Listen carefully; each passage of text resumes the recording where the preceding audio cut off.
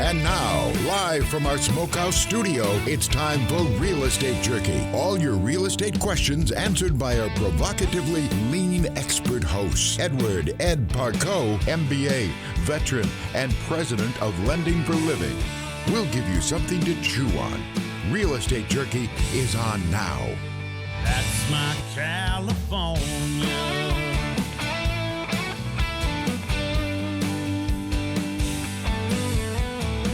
Thanks for joining us here on Real Estate Jerky. I'm your host, Ed Parcaut, president of Lending for Living, along with Mike Kelly, RE/MAX executive realtor. Hey, we're keeping you up to date on real estate and what's happening in your communities. Our studio's right here in Modesto at Lending for Living with our knowledgeable engineer, Mike Murray, and the incredible radio signal, iHeartMedia, and this station, KFIV. We always bring you something to chew on here at Real Estate Jerky. If you have questions, you can text or call me at 209-404-1915. Again, that's 209-404-1915. And don't be shocked when I answer the phone. Or email us at radio@realestatejerky.com. The reason I bring that up, Mike, is people always like, I didn't think you were going to actually be the person answering the phone. It's like, yeah, I give you the phone number for a reason. I want you to call. This is not some specialty where we fill in with somebody else. This is actual people here. So, hey, you know what we're doing today? Do I know? Yeah. We're going to be talking about commercial real estate and residential real estate in Riverbank. And I want to thank you for getting the person for the show. I appreciate that. Yeah. You know, I got the opportunity to listen to her a couple of weeks ago at a marketing meeting. And I just thought I was very, very impressed with what is going on in Riverbank and how quickly things are happening. Quickly compared to other cities, everywhere else, how long it takes just to move a rock. We're not talking. Let's not talk about Modesto. Let's move on. Let's keep positive. We are having somebody come in, I think, week after next. Will Wong from the city of Modesto to talk. Who's great? Yeah, he's going to talk, and we'll get into that later. But yeah, I'm really going to be. I don't know if I'm going to be impressed, but I saw kind of the presentation that she did, and I'm amazed how many projects they have going on there. Yeah, I really am. Yeah, and how quickly it's happening. Right. It just blew me away. I was surprised. Yeah. The one thing I really can't wait to hear her talk about again is the tiny homes and then the ADUs. That was pretty interesting to me. The additional dwelling units. Yeah. Because I know the ADUs have been in the work for a while. I know in like San Jose, they've been slapping them in all over the place. Well, the state mandates it now. So you have to allow it and you have to get them going. But that's been like I feel like it's been like 2 years since they put that. Yeah, look how quickly it's going on. No, that's how slow it's going on. And that's what I'm saying. In other places, they had the plans approved in 6 months after that. Well, but here we haven't. And I think it's just things in our areas move a little slower or whatever it is. I don't know what the deal is, but to me, when you get a state mandate, you don't listen to the NIMBYs. You just move forward and go. Oh. Really? So you just get a unit and drop it in? Yep. Yeah. Well, I'd like to know if they have like do you know if they have plans already done yet for those? She was talking a couple of weeks ago. She was talking about approving some, I think, up to 7 different plans for additional dwelling units for ADUs and speeding up the process if you wanted to put an ADU in. Right. I assume they're not using a shipping container as one of those plans. No, I heard drone. Drone. No, dropping into shipping container. No. Yes. Well, you know how people take the shipping container and turn them into tiny homes or whatever. Well, or into big homes. Exactly. Yeah.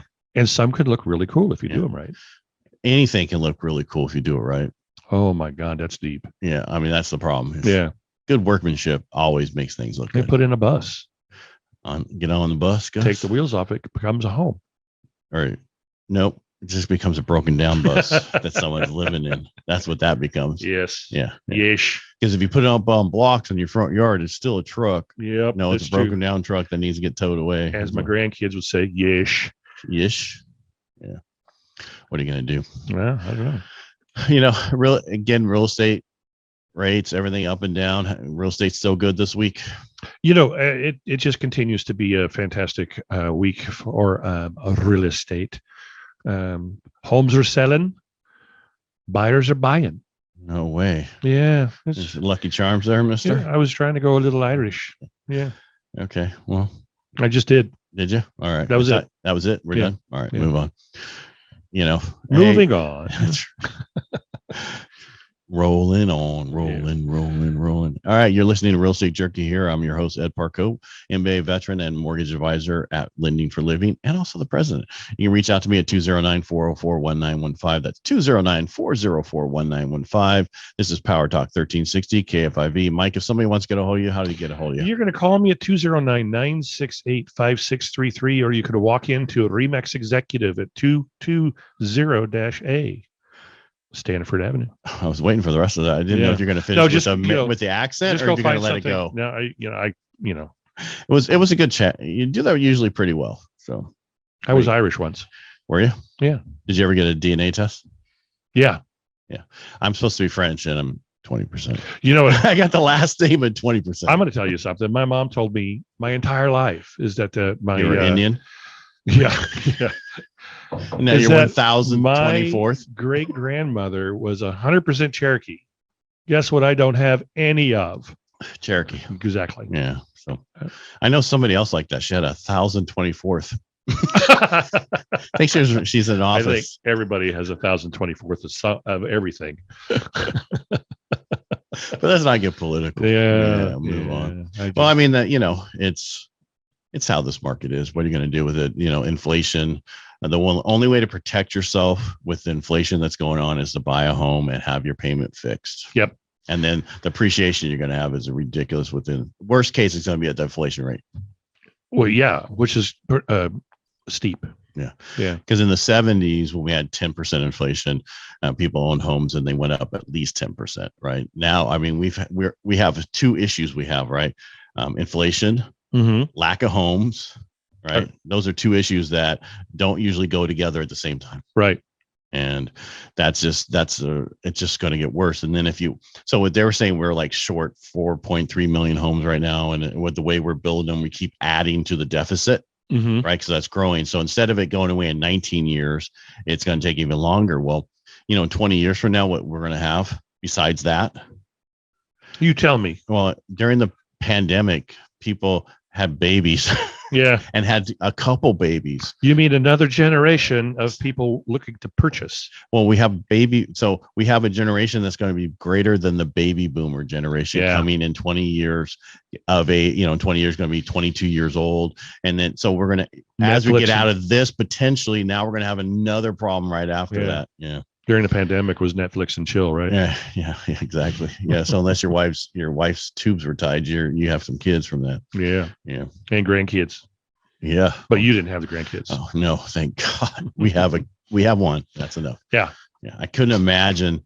Someone said that they were 50 and I know how old their kids are. And I'm like going, God, I couldn't imagine having that young kids at 50. Yeah. It's bad enough at 55. We have 6, a 7th on the way, and a great. But those are grandkids. Those aren't kids. But I'm talking actual kids at your house. They're going to be a generation that's going to be looking to purchase. Yes, all of them are, because they need to build personal wealth for home ownership. You need to own a home. You do. And if you want to protect it so that your kids can own a home in 20 years from now, buy another home and rent it out. Yeah, and always put your home into trust. Yes, do that, because that way you don't have probate and then you have the step up when you give it to them. Yep. All right.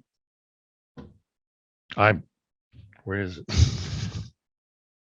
Oh, come on. Yeah, so that we're still the messed up one. So the show out one says, just change it to Ed, to you. All right. I'm just doing it. Do it. Just do it. All right. Out one. Sorry there, Mike.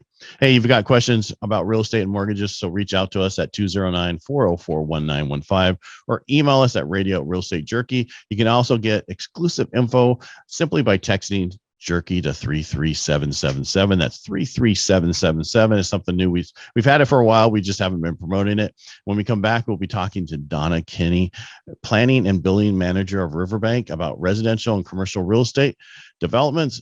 If you are a homeowner or thinking about becoming a homeowner in Riverbank, you do not want to miss this here on Real Estate Jerky on PowerTalk 1360 KFIV. We'll be right back. You can change the way you live out the rest of your life with our new reverse mortgage products from Lending for Living. Our loan limits are the highest available. Call us today at 209-846-9270 or visit lendingforliving.com.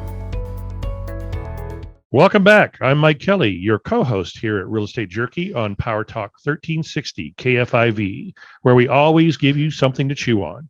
Joining us right now is my guest, planning and building manager of Riverbank, Donna Kenney. Hey, Donna, thanks for joining us. Thank you so much for having me. Oh, it was actually our pleasure. We always like to know what's going on in the communities, what's being built, what's not being built. Our biggest headache we have right now is what we're being told is we have a shortage of 4.3 million homes nationwide, and it's causing the problem of appreciation. And you're saying, what problem is appreciation? That's right. Well, the problem is when you go up 20% a year, and then now in the Modesto, people can't afford to live here. Right. We don't have enough. We used to build 1,000 homes a year in Modesto. Now we're about 100. So how do we fix that? How's Riverbank helping out with that? Yeah. We're doing our best. We've got building on both the east sides and west side of the city.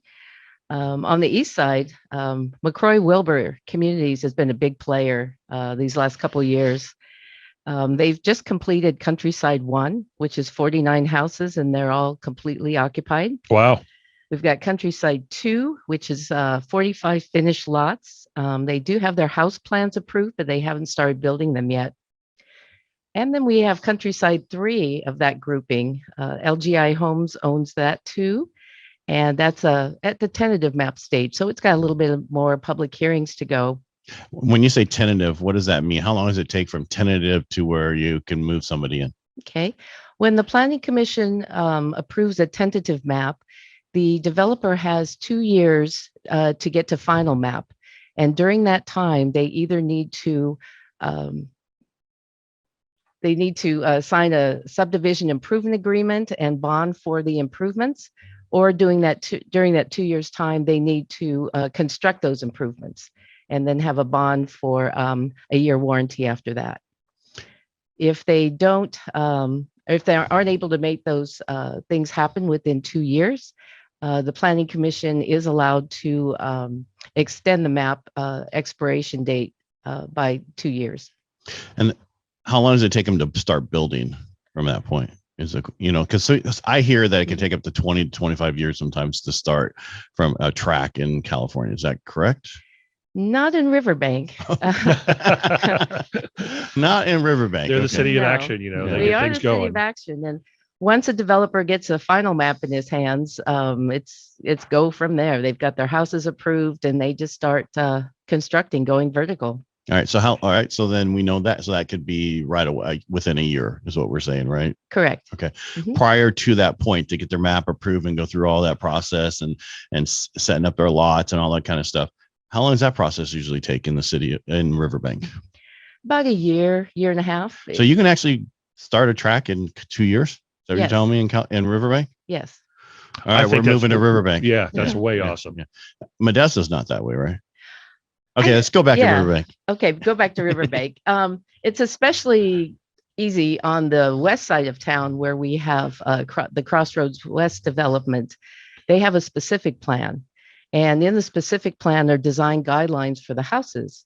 So if a developer comes in and he's got the tentative map and he has his house plans together, they're actually reviewed by staff. They don't have to go through the public Wow. hearing process, which cuts off months of review. Wow.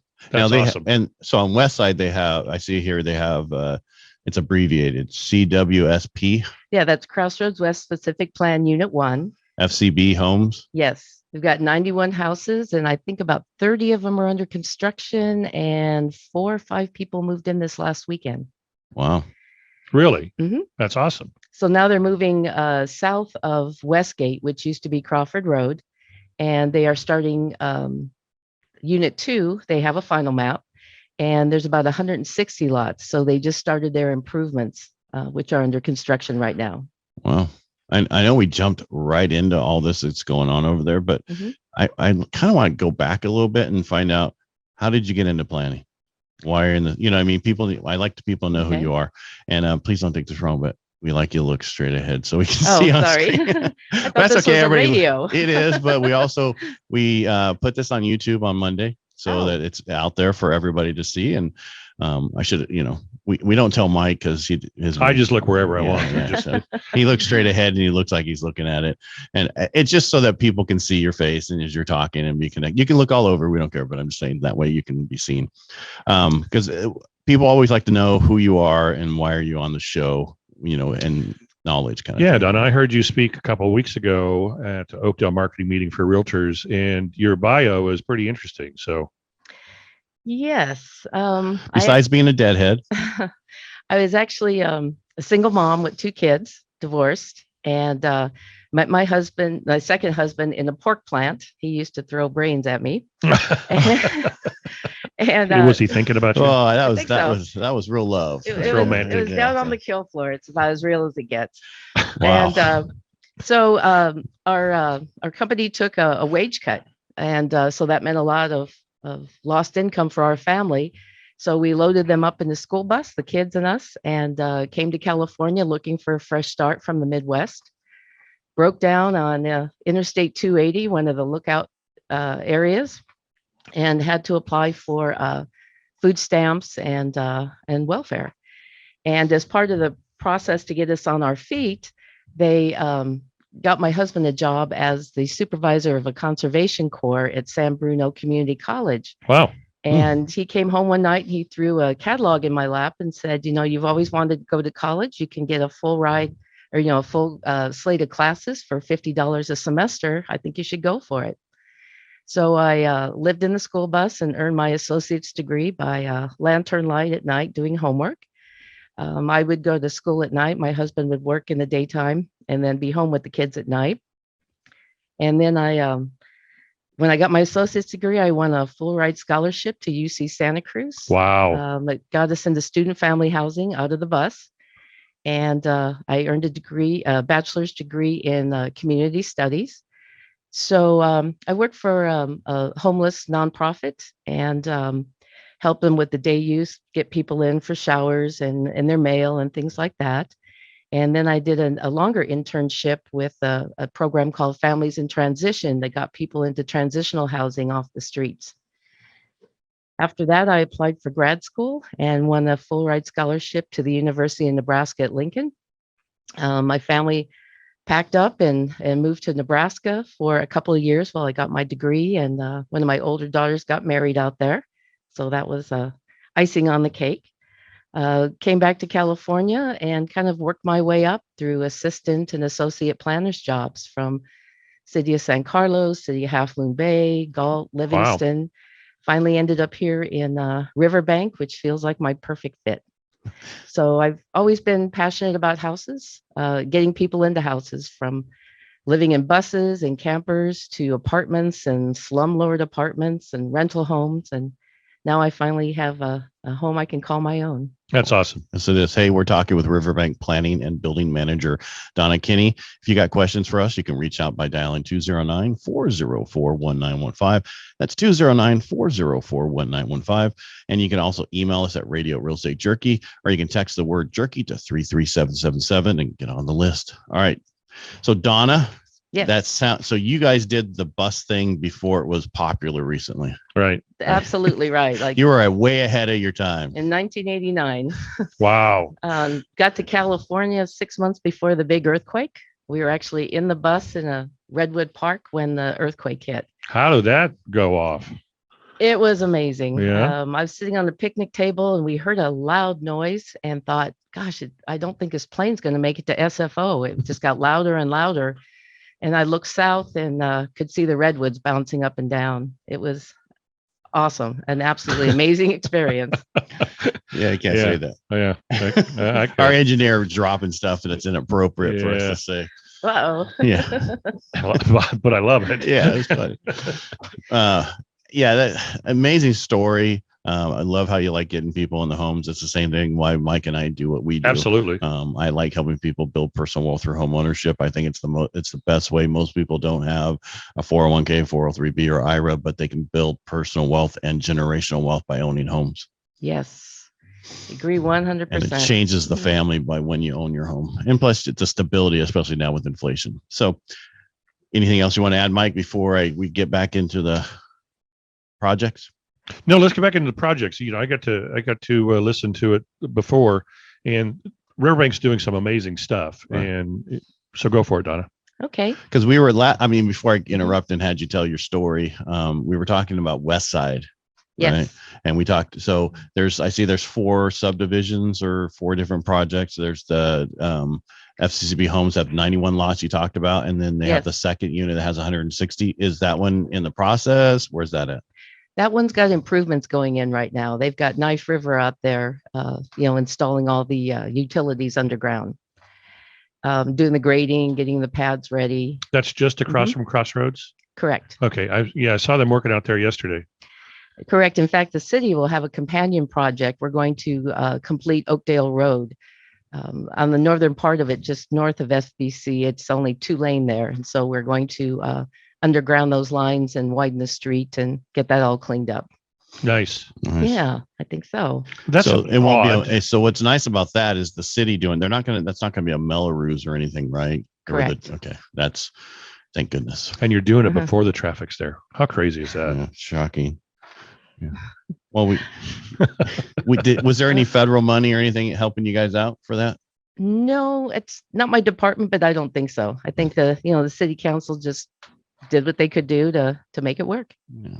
And that's amazing when government actually does things that do really well for people, Absolutely. I've worked for several cities, and I can honestly say this is the best city council I've ever worked for. They're very thoughtful, open-minded, willing to listen to new ideas. Like jumping into tiny house villages. They support that 100%. And we need to get into that, but This is Real Estate Jerky on PowerTalk 1360 KFIV with our host, Ed Parcaut, MBA, veteran and president of Lending for Living. Reach out to Ed by dialing 209-404-1915. That's 209-404-1915. I'm Mike Kelly with RE/MAX Executive and your co-host for today. We're talking to Riverbank Planning and Community Manager, Donna Kenney, about residential and commercial real estate development. Stick around and get information you won't find anywhere else when we come back. Our new reverse mortgage product limits can change the way you live out the rest of your life.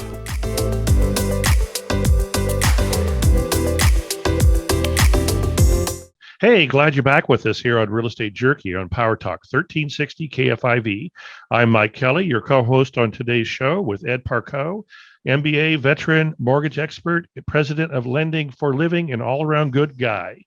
We're talking to Riverbank Planning and Building Manager, Donna Kenney. hey, Donna, appreciate you coming in today. I know we've been talking about a bunch of different things, and we're talking about the projects that are coming in Riverbank and how Riverbank wants to build is what I'm hearing. Right. They want to get houses for people to move into, and they're doing it the right way, where you guys are doing some of the improvements as a city instead of making it go back on the actual builders. Absolutely. I mean, the builders do have their responsibilities for their project and the frontages for their project, but the city tries to do what they can. And I think the development services does a wonderful job of getting these streets, widened, taken care of, redone.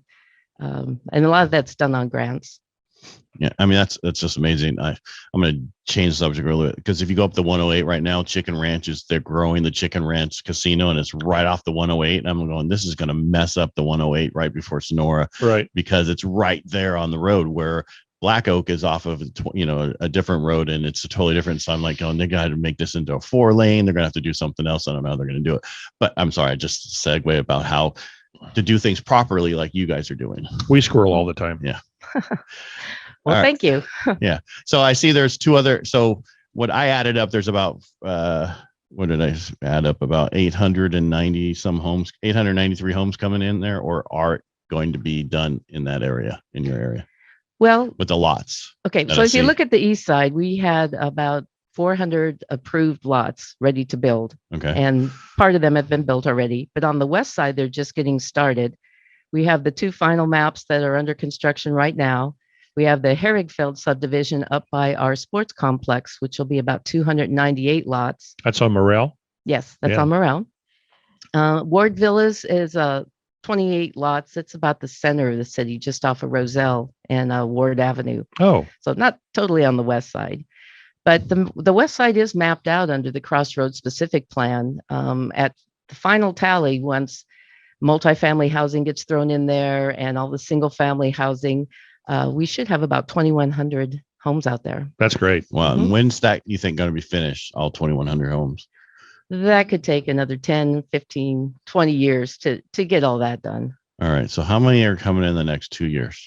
The next 2 years, I'd say on the west side there, we probably have about, I'd say 600 houses. Well, Wow. Mhm. yeah. The reason I'm asking that because we need help. We need more homes being built, and we're not building in California, we're going to have this appreciation issue we're going to have going forward. And I think you're kind of getting into certain things with these tiny homes I've heard about. Yes, we've got an ordinance being developed right now to permit and create the development standards for tiny house villages, which would be more than 3 tiny houses per lot. So we have one developer who's interested in doing a tiny house development for sales. We have a business owner in the city who is looking for lower cost housing for service workers in the city, having problems getting her own workers into housing. So she would like to do a tiny house village for sale. Workforce housing. Okay. Mhm. Then we also have a church who would like to put a few houses in the back part of their property for domestic violence survivors and their children. And then the city is looking at it as transitional and homeless housing as well. So we've been purchasing some property in the city in order to do our own project with tiny houses. Now, when you said three houses per lot, how big is that lot? Oh, I meant more than 3 houses. More than 3 Okay. houses. Per Right. lot. Because Okay. right now you could do an ADU, an accessory dwelling unit, and a JADU. Right. So you could already put at least 2 and have 3 living spaces on one lot. On one lot. Mhm. And How the big lot does that lot have to be? Well, the city right now, we're 5,000 square foot lot. really? Mhm.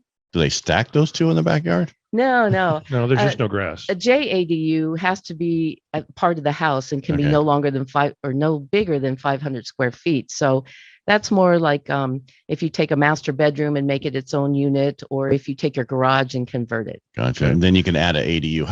What's a process for adding ADUs in the city of Riverbank? This is awesome because it's really good. Listen Well, to it's this. about to get really easy because our city, several cities in the county all went together to hire an architect with some grant monies that we'd received. And we hired an architect to develop 7 sets of plans from 250 square feet up to 1,100 square feet. And in fact, the 750 square foot model, there's 2, a single story and a double story over a single car garage. Now, these plans have been developed by an architect and they'll be fully engineered. Half of them have already been through plan check with the city, with Stanislaus County. And we intend to give these to our citizens for free. So once these plans are done, you'll be able to come in, thumb through a book, pick out an ADU that you'd like. You apply for a building permit, go out, get a contractor, and you're on your way. Now, so you said cities. What are the other cities? There were- Modesto. Okay, I was and just wanting to see if Ceres. Modesto was in that, Yes. because I know it's taken a lot longer than for Modesto, because this has been something approved for a while now through the state and everything. Right. And so it's Mhm. taken them a little while. So I just wanted to see if that was part of it. Hey, we're talking to Donna Kenney, Planning and Building Director of Riverbank. If you got questions for us here at Real Estate Jerky, you can dial us at 209-404-1915. That's 209-404-1915. You can email us at radio@realestatejerky. All right, Donna, back to the ADUs, and then I want to get back into the tiny houses. Sure. So once you get the plans, then you just have it built, or is there even a company who's making these? Do you know? There are companies out there. I believe you can even order them on Amazon. And Of have course a you have a can. Of kit. course you can. Yeah, have a kit delivered. Do they but, just drop them by drone? but the problem with those is you still have to have it plan checked, Right. Right. where these plans will all be plan checked already. And you saying 7 plans, up to 7 plans? 7 sets of plans, yes. So if somebody was smart, a company was smart, they come in and say, "Can I see those 7 plans?" And we're going to start building these for your area, Right. and then you can just order them, Well, I right? suppose you could. Because then they Mhm. would be approved and they're ready to go. They just drop them in. The plans are free. So once we release them, I guess you could do whatever you want with them. Yeah. I want to get to the tiny houses that we were talking about for sale. Yes. What is the size of the tiny houses that are going to be for sale? Have you guys figured that out yet? We've been talking to the developer in the 750 to 800 square foot range. Okay. The reason being is with the ADUs of that size, if it's 750 square feet or smaller, the cities are not allowed to charge system development fees, which on a new house can add up to about $26,000. Ah, Oh, so it's all about the money. Right. yeah. So our ordinance is actually looking at 800 square feet and then some help with those fees, because the developer looked at the 750 square foot model and thought, where are these people going to put their bikes or their Christmas trees? Right. So he would Storage. like to have a storage on the back that's lockable. Gotcha. And that would be included in the square footage, of course. Yeah. Correct. Yeah. Well, I mean, a lot of people don't realize in the 1950s, and it's one of the houses I live in off of Brady, they were built for vets when they came back from war. They're 1,100 square feet. So, that's not even heard of these days. 1,100 square feet is a new house, right? So we're just redoing now. It's just a little bit smaller. It's 300 square feet smaller than that. So 800. So, I mean, I could see it doing well. So. Yes, new houses tend to be around 1,600 square feet and larger. So this is something that's definitely needed in the market to bring those price points down. Well, and which brings me to the tiny homes. Do we have an idea of what a price point would be for a tiny home at this point? I know the developer had kind of thrown out a number, but really it was very preliminary and raw because we're still developing the plans. So we're getting there. Yeah. He'd kind of thrown out 350, but he was hoping for a lot lower than that. Yeah. But it's just real hard else. right now. Costs. It's Right. just so expensive right now. That's why we're not building our house up in Tuolumne County. It's Because just so the costs are the expensive. same, right? Right. A lot of the costs are the same and a lot of the developer responsibilities are the same. He Right. still has to provide frontage, curb gutter, and sidewalk. The most subdivisions now have like a combination park and basin. Right. So, if you were to put a basin in one of these projects, that's like 6 or 8 houses you'd have to take out to put a basin in there. So then he has to look at different ways of getting rid of the stormwater. A little underground storage. That's right. Yeah. Underground storage. And so that kind of ups the price a bit too. Right. But you can get, 2 to 3 houses on a normal lot, right? Yes. Mm-hmm. So so it's not, and it's really not the land that costs, it's the actual house that costs. In Southern California, it's the land and the house is just the extra benefit you have of owning the land. I'm just saying when you go for insurance, it's just amazing. And you come up here, the house is worth way more than the land. Yes. Are you guys considering maybe a big water tower like in Ripon? A big water tower? I don't think so. We do It'd look have cool from a distance. Well, isn't that to help with the pressure of water in the Yeah, city? probably. Yeah. But it also stores. Well, we were looking at peaking reservoirs. That's basically your tank on the ground. A lot less cost. yeah. Peakings, that means it's like out of the ground a little bit. Hey, I Or heard it's there that. when the water use peaks. It's there when you need it. We Right. need an applause sign Well, for they- radio. You need that. Shh, I can put it right here. I got Yeah. a button right there. Well, what they could do is like the storage they're doing at Grayson Park, where they here in Modesto, where they took it all out and put storage tanks in there, just put all the storm water in there. I mean, you could do something underneath if there's a park or something, to store water. Sure. But these reservoirs will look like the one that's at 3rd and Patterson or 2nd and Patterson in Riverbank. Just sits there on the ground. I'll have to check it out because There's lots of water. yeah. I have to check it out. 'Cause Second. I don't know where that's at. Yeah, I know where it is, but I can't. You know what? When you see something every time you go by, you don't really pay attention to it until you bring it back to our attention. So I have to pay attention Yeah, next time. it's big and blue and says Riverbank on the side. Can't I miss guess. it. Yeah. I guess we're just so used to it. It's like we haven't. I'm going to buy a new car. It's everywhere, and then now we'll see it. Yeah. We That's right. heard about it. We're driving it. What's up with the Riverwalk? Is this going to be like the one in San Antonio that you're doing? No, well, it'll have a small component. They intend to have a walking path throughout and around the property, but it is a proposed project of about 993 acres. Right now, there is an EIR being done for a 1,500 acre site, so they can look at all the impacts that this might have on the environment. What's the EIR for people who don't know what that is? It's an environmental impact report. Okay, what's a MMRP? That's a More mitigation measures report. Okay, I'm reading little acronyms on here so people, when you say them, they know what they are. Sure, Yeah. sure. So basically, the EIR looks at everything. It looks at birds. It looks at snakes. It looks like water. It looks at where you're going to put your sewer. It looks and analyzes the impacts of everything, and then the mitigation is what you need to do to bring that impact down to an acceptable level. Okay.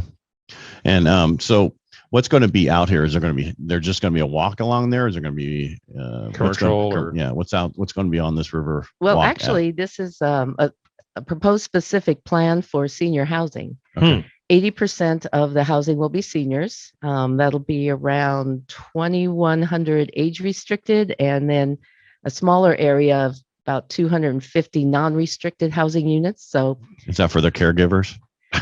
I don't mean that wrong, but I'm just saying. Because the senior project is actually going to be a wide range of housing. Okay. From single family residential to duplex to apartments to maybe some longer term care, some memory to care. full care. Yeah. Yeah. So you'll be able to move into the community, and then say if your children want a house nearby, they could purchase one of these other ones and just drive a golf cart over to see grandpa. So I was somewhat close. Yeah. They'll have about 71 acres of mixed use commercial and office. So dental buildings, dental offices, Medical. Little grocery stores, drugstores, just its own little village, really. Bars. Yeah.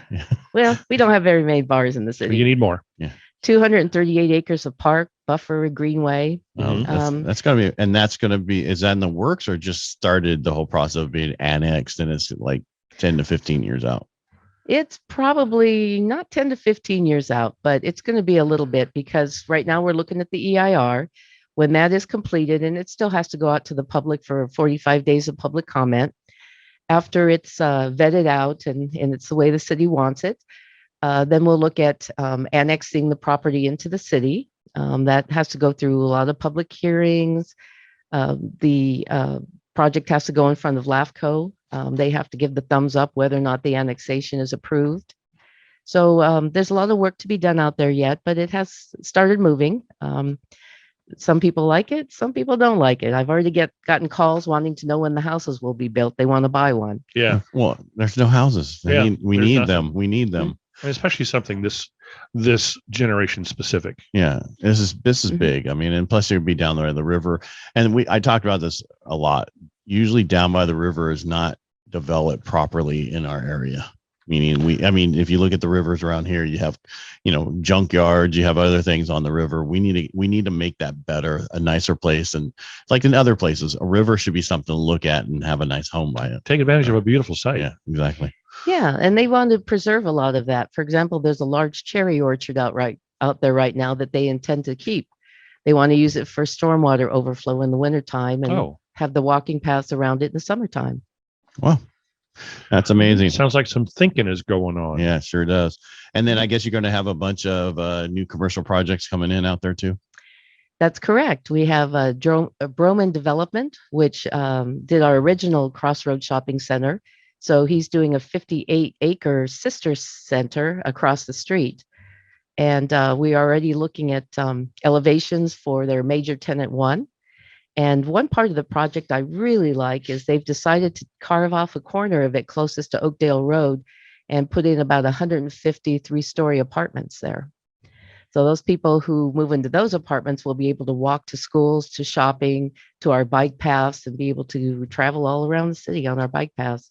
Well, and also you got some restaurants coming in, some cafes and different things. Some of it's downtown. We've got a new restaurant called the Black Sheep.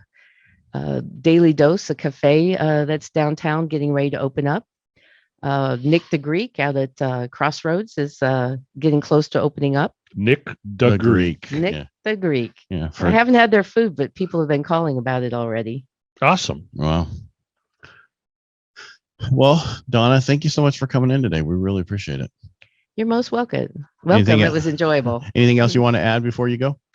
Just stop by and check out Riverbank. We're the city of action. You can see a lot of our events online at www.riverbank.org. Don, again, thank you so much for being here. Yeah, it was a pleasure. You're most welcome. It was very enjoyable. Thank you. A ton of information. Yes. Good stuff. Always something to chew on here at Real Estate Jerky on PowerTalk 1360 KFIV. If you have any questions or comments, please dial us at 209-404-1915. Message us on Facebook, Instagram, or email us at radio@realestatejerky.com. You can even text us now by texting the word jerky to 33777. When we come back, we'll talk more more on Riverbank real estate development and what that means for the market. We'll be right back. You can change the way you live out the rest of your life with our new reverse mortgage products from Lending for Living. Our loan limits are the highest available. Call us today at 209-846-9270 or visit lendingforliving.com. Welcome back to Real Estate Jerky here on PowerTalk 1360 KFIV, where we always give you something to chew on. I'm Mike Kelly with RE/MAX Executive, your co-host on today's show with Ed Parcaut, MBA veteran and president of Lending for Living. All right. So that was some amazing information that Donna was giving us. It was. I'm shocked. I didn't know that. You know, and it gives new meaning to Riverbank, the city of action. They're doing a ton over there. Right. I'm amazed. I wish we lived in a city that was doing the same thing. I do too. I hope that someone at the city is listening and they can say, hey, let's kind of step up our game. Right. Well, and that maybe we need to get more involved. Well, I'd love to. I told the mayor I'd work on any task force you wanted. Task force? Anyway, never heard from her. Task force. We don't need a task force. You remember that? Yep, I do. It's the ADU thing is good and bad. Right. I mean, tell me why it's bad in your opinion. In my opinion, if somebody wants to buy a bunch of houses and turn them into a bunch of rentals and then they slap in. Start throwing. So it becomes high density residential. Yeah. Like if you have a nice neighborhood, let's say Brady, for example, someone comes let's pick a nicer one. Well, I'm just saying that as an example. It's older homes, a little bit bigger lots. Yep. Right. On average. Much larger lots. Yeah, they can slap, 2 in there or whatever. And that whole thing, how they're converted, it depends on the neighborhood you live in, what it could do to the neighborhood. You just have to be careful. If you're just adding it to have an additional person, live with you, like you can't call them mother-in-law quarters anymore. Well, that one smaller unit has to be attached to the existing home, so that'll slow things down a little bit. Right, but the 2 units, but they're going to add the ADU in the back, right? Which could, used to be, that's just. You can add an ADU and have it as an office. We need more housing. We need more housing all over the place. So, I kind of see what you're saying. I don't think that would happen in a neighborhood like Brady. But they were splitting those lots into 2 homes, and some of those guys were coming in. Yeah, and they did. In those areas. They did that in series for a while, and then just stopped. It didn't do well. It didn't bode well for the neighborhood. So I think when things like that start happening, people will back off of it. But I'm just skeptical. I mean, I like it. It's a great idea. I want to add in because I want my mother to live with me or whatever. You do? No, I don't. See, my mother's no longer here. So. No, neither is mine. I was thinking mine does live with me. She's in an urn in the living room. So she can have her own place. Yeah, she does. The urn in the living room. I say good morning to her every morning with a cup of coffee. Anyway, the other thing that I thought really interesting is the tiny homes. That's pretty cool. That is a great idea. I mean, even if they built 1,100 square foot houses, but the biggest problem you run into is costs to build and how do you make it? And that's why people build big houses because they can recoup the cost. Yeah, exactly. So if they could keep the costs down for them, the builder, that would be great. But, it's going to have that issue. And, like with everything, time flies around here and they're at the end of our hour. It's amazing how fast it does. It feels like I just got here. I know. Hey, thanks again to our guest, Riverbank Planning and Building Manager, Donna Kenney. And for stopping by here on Real Estate Jerky, you can reach out to Donna at 209-863-7124. That's 863-7124. I want to thank you for tuning in to Real Estate Jerky each and every week. If you want to get in touch with us, that's easy. Just Google Real Estate Jerky, take your pick, web, social media, or you can email us at radio@Real Estate Jerky. You can call me at 209-404-1915. Hey, we're proud to live in this land of opportunity where you can still build personal wealth through home ownership. Join us here on Real Estate Jerky, where we always give you something to chew on every Saturday at 12 noon and Sunday at 10 a.m. here on PowerTalk 1360 KFIV. Mike, thanks again for joining me. It was a pleasure to be in here. I'm Mike Kelly with RE/MAX Executive. You can always reach me at 209-968-5633. That's 209-968-5633. And again, thanks for everybody listening. And again, we'll talk to you next week. We got small towns and farmland, folks who